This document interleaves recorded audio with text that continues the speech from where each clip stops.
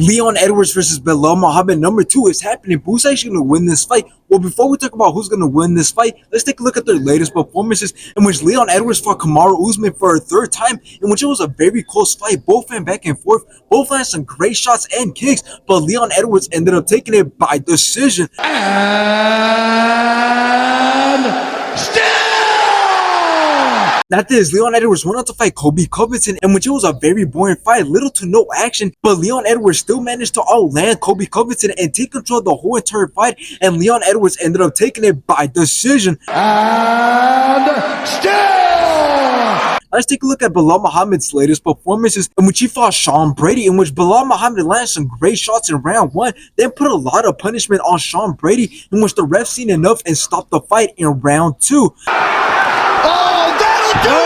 After this, Belal Muhammad went on to fight Gilbert Burns, in which Belal Muhammad dominated this whole entire fight with his amazing striking, in which he outlanded Gilbert Burns and ended up taking it by decision. By unanimous decision, Belal!